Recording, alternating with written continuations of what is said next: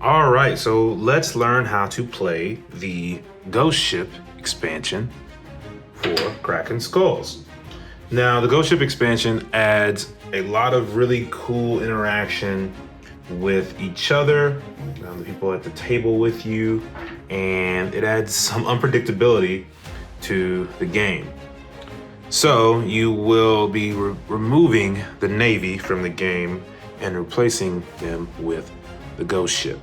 Now to set up, what you'll want to do is you'll get all of these Ghost Ship tokens like this, and you will place them sort of kind of randomly out on each location. Now you can look at them if you really want to, and you can make it easier, or you can do it this random way. Now when you do this, you will flip them over, and they all have dice pip on them. So that will let you know which location corresponds to the ghost die when you roll it. So to start, let's just say that we're skipped ahead a bit, and we'll just put the ghost ship here for now. During the navigation phase, you'll all choose your own direction and sail accordingly. So let's say that this is a little bit of how everyone decided to move. Okay, the Kraken always goes clockwise, and then you will roll the ghost die and let you know which location that they are going to. They actually are staying here because you have a 6, and so red is now being haunted by the ghost ship. It's pretty cool. So when that happens, you will have 2 decks to the side of the board. You'll have this encounter deck, and you will have this cursed deck. You can put them kind of anywhere you please. But so now that we have a ghost ship encounter, the player to your left will draw the first encounter card and read it aloud. Now, for the sake of transparency, we'll just read this together. As you sail through the fog, a spectral ship materializes before you. Do you try to communicate with the ghostly crew, or do you flee? Now, what you will ask is both of these things. So you, as the reader, will say, red pirate, do you communicate or do you flee? You will not communicate to them what is in this area. This is the outcome of their decision. So let's say that red decides to flee. You will then go on. Wise decision, Captain, but as you sail away, you notice an eerie glow surrounding your ship. Draw a cursed card. So their decision to flee, and the outcome is in red to draw a cursed card.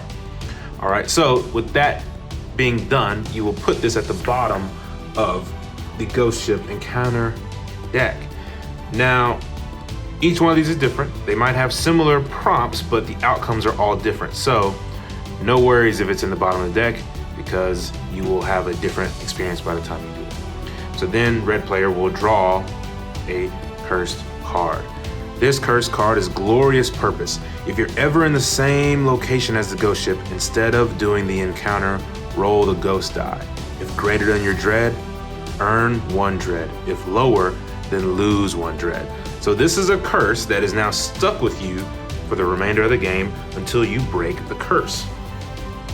Now, in order to break the curse, you need to roll battle dice to achieve the sword.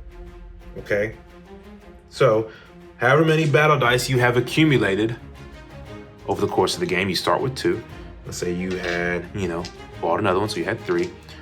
You will need to be a lone pirate. So, let's speed it ahead a little bit. Let's say that I'm cursed. I'm dealing with this situation. The ghost ship, let's just roll and see where they went. They went to 3, so they're over here for now. Now, let's say that I was a lone pirate. Red somehow made it up here and is at 6, and they really want to win. You can't win while being cursed. You have to break your curse. So, as a lone pirate, instead of, drawing a card or burying or anything like that, they're going to choose their action to break a curse. Again, remember that they need to be a lone pirate and roll a sword. So they'll roll their 3 battle die, and they didn't get a sword. They got 3 cannons. So they didn't successfully break the curse, and they spent their turn being cursed. If you have battle cards in your hand, you can use those to help you break the curse. So if you had Sword Collector, you could turn these into swords, and voila, you've broken the curse. Now, once you break the curse, you put that at the bottom of the cursed card deck, and someone might get cursed with that as well. But that is how you play the Ghost Ship expansion. You will navigate, you'll do your navigation phase, you'll choose your direction, the Kraken will sail as normal, then you roll the ghost die, you see where they go. I mean, they're just going back and forth here, and they can go anywhere.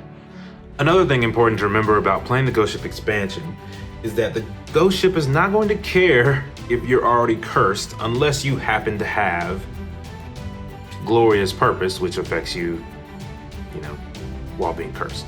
But typically, if you already are cursed, so let's say that you have the Silver Spoon curse, and I am the Red Pirate, and I rolled after the navigation, and the Ghost Ship came to my location. Because I'm already cursed, the Ghost Ship doesn't really see me. Their whole purpose is to go around cursing pirates, preventing you from winning and making your game a little bit more difficult or a little bit more fun. So I now, because I'm already cursed and there's a Ghost Ship here, I can either be a lone pirate or a rival pirate. So for instance, if Blue was here with me and they were also cursed, the Ghost Ship wouldn't care about either one of us, and we would be rival pirates and be playing a minigame. So that's how it differs from the Navy. Now, if Blue was not here and I was here with the Ghost Ship and I was cursed, I'm a lone pirate, so I can draw a card, I can bury as normal. The other thing about the Ghost Ship is that the Ghost Ship is also scared of the Kraken. So no matter what, let's say that during the navigation phase, we sailed, the Kraken migrated, and then we rolled a 5. The Ghost Ship would go where the Kraken's at, but they don't even want a piece of the Kraken. So you will re-roll where they're supposed to go, and they will end up going elsewhere. You'll never have a scenario where the Ghost Ship and the Kraken are in the same location. Another thing about the Ghost Ship expansion that's pretty important is, let's say that you rolled the ghost die and everyone was done with their sail and it landed at a location with 2 pirates. It's important that the pirates involved in this encounter will both get different encounters. So the dreaded pirate will go first, which is Blue. So this will be Blue's encounter. They will be red to this with a player to their left, all right? And then once that's resolved, it'll go to the bottom of the deck.